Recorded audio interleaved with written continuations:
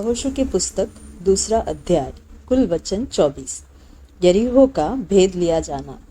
तब नून के पुत्र यहोशू ने 2 भेदियों को शित्तीम से चुपके से भेज दिया और उनसे कहा, जाकर उस देश और यरीहो को देखो।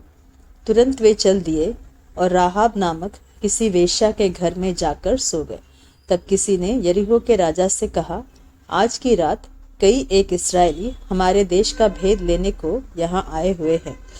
तब यरीहो के राजा ने राहाब के पास यों कहला भेजा, जो पुरुष तेरे यहाँ आए हैं उन्हें बाहर ले आ, क्योंकि वे सारे देश का भेद लेने को आए हैं।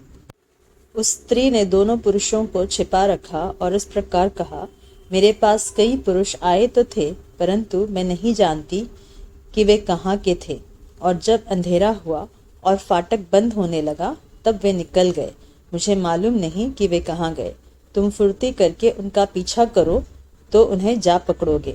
उसने उनको घर की छत पर चढ़ाकर सनई की लकड़ियों के नीचे छिपा दिया था, जो उसने छत पर सजा कर रखी थी।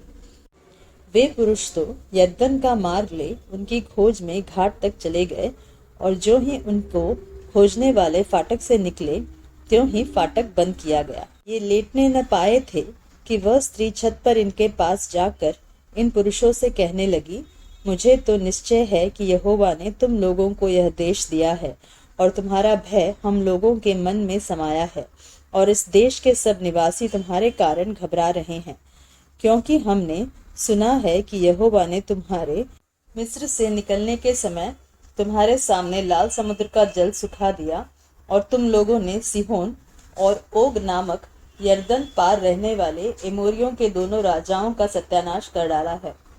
और यह सुनते ही हमारा मन पिघल गया, और तुम्हारे कारण किसी के जी में जी न रहा, क्योंकि तुम्हारा परमेश्वर यहोवा ऊपर के आकाश का और नीचे की पृथ्वी का परमेश्वर है। अब मैंने जो तुम पर दया की है, इसलिए मुझसे यहोवा की शपथ खाओ कि तुम भी मेरे पिता के घराने पर दया करोगे, और इसका सच्चा चिन्ह मुझे दो कि तुम मेरे माता पिता, भाइयों और बहनों को और जो कुछ उनका है उन सबों को भी जीवित रख छोड़ो, और हम सबों का प्राण मरने से बचाओगे। तब उन पुरुषों ने उससे कहा, यदि तू हमारी यह बात किसी पर प्रकट न करे तो तुम्हारे प्राण के बदले हमारा प्राण जाए, और जब यहोवा हमको यह देश देगा तब हम तेरे साथ कृपा और सच्चाई से बर्ताव करेंगे। तब राहाब, जिसका घर शहरपनाह पर बना था और वह वही रहती थी, उसने उनको खिड़की से रस्सी के बल उतार के नगर के बाहर कर दिया, और उसने उनसे कहा, पहाड़ को चले जाओ, ऐसा न हो कि खोजने वाले तुमको पाए। इसलिए जब तक तुम्हारे खोजने वाले लौट न आए तब तक, अर्थात 3 दिन वहीं छिपे रहना, उसके बाद अपना मार्ग लेना। उन्होंने उससे कहा, जो शपथ तूने हमको खिलाई है उसके विषय में हम तो निर्दोष रहेंगे। सुन, जब हम लोग इस देश में आएंगे, तब जिस खिड़की से तूने हमको उतारा है उसमें यही लाल रंग के सूत की डोरी बांध देना, और अपने माता पिता, भाइयों वरन अपने पिता के सारे घराने को इसी घर में अपने पास इकट्ठा कर रखना।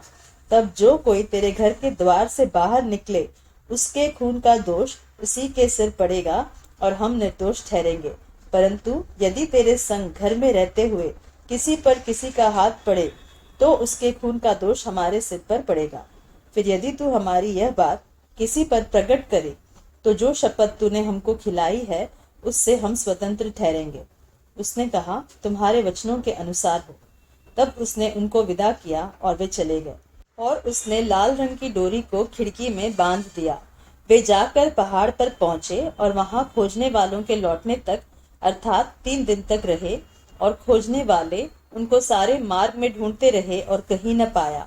तब वे दोनों पुरुष पहाड़ से उतरे और पार जाकर नून के पुत्र यहोशू के पास पहुंचकर जो कुछ उन पर बीता था उसका वर्णन किया। और उन्होंने यहोशू से कहा, निस्संदेह यहोवा ने वह सारा देश हमारे हाथ में कर दिया है, फिर इसके सिवाय उसके सारे निवासी हमारे कारण घबरा रहे हैं।